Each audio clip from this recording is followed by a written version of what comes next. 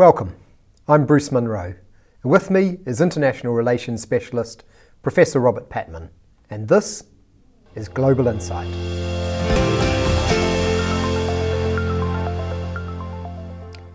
There's been an extraordinary development in British politics.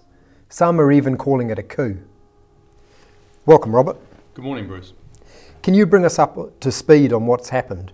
Well, in the last 24 hours, Mr. Johnson, the Prime Minister of the UK, asked the Queen for what's called prorogation of the Parliament, or suspension of the Parliament, for a month. And this has caused considerable controversy.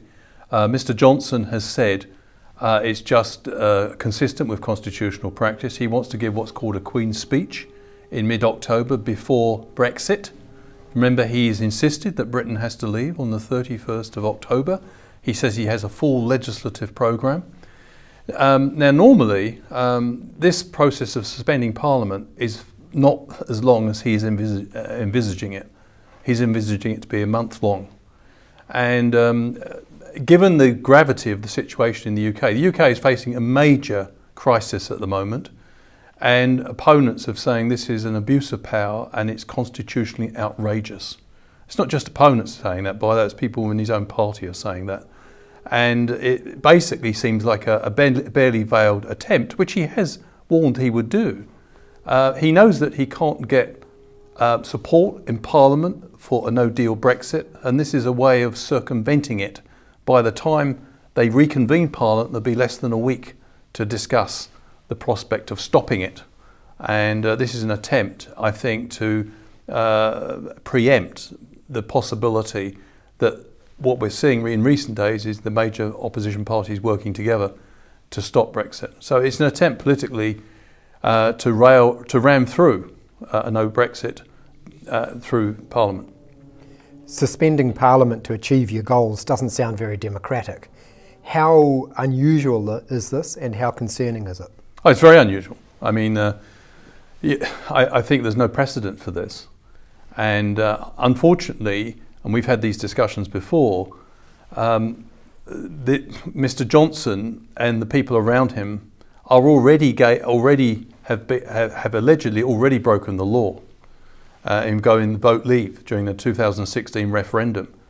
And as he put it, he was going for broke. So from Mr. Johnson's point of view, it is a huge risk. But it's a risk that he believes is worth taking, because if it triggers a vote of confidence, of no confidence in the government, he may be able to then frame an election on his terms. That is, he was trying to implement the people's will as expressed in the referendum, where the Leave side won narrowly by 3.7% of the popular vote. But they were thwarted by what he would say is the establishment. And, you know, he may be able to frame a general election in that way and therefore hopefully win the election. That may be a motivation. But I think the other motivation is that he simply wants to weaken opposition to what he intends to do. And it is a high-risk strategy, and it has grave implications. You've spoken about what he potentially will gain from this strategy, this gamble. What does he risk losing? Power. I've always thought that his period as Prime Minister will be colourful and brief. I stick by that prediction. As we speak, there is a legal challenge underway from Scotland, led by the Liberal Democrat leader Joe Swinson and Representative Joanna Cherry from the SNP party, Scotland. And this was actually launched last month, which was to preempt the possibility of the prorogation of Parliament or suspension of Parliament. And that will be heard. That legal case will be heard our time Friday, but it will be Thursday British time. So it's possible that attempt to implement the suspension of Parliament could be complicated severely within the next 24 hours. How do you sum up the international significance of what Mr. Johnson has done, what's going on in the UK at the moment? Well, I think for a long time, or at least for the last 18 months, Britain's failure to to bring to legal account those who broke the law during the 2016 referendum. We're talking about not just illegal spending, we're talking about data crime, we're talking about possible Russian interference through donation of money. The failure of the British political system to deal with that led to suspicions externally that it was behaving like a banana republic.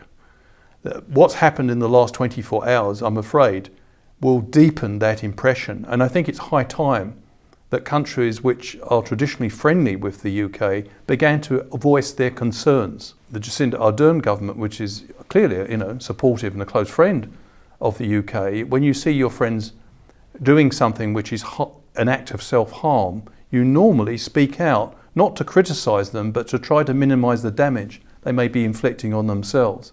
And I think it's time that countries like Canada and New Zealand began to take that step, because at the moment there's a very dangerous situation in the UK, and we had almost simultaneous protests throughout, not just in London, but in Wales and in Scotland, against what some people are characterising as a coup. That is an exaggeration, by the way. It's not a coup. Previously, this technique of suspending Parliament in order for the government to prepare its legislative programme and then ending that suspension with a Queen's speech has been done. But what is really striking is the context in which this device is being used this time. Britain is facing the worst economic and diplomatic crisis since 1945. This is the very time that Parliament should be sitting. And why is the Prime Minister of the day worried about that prospect? Because he knows there's no majority in the British Parliament for what he's proposing to do.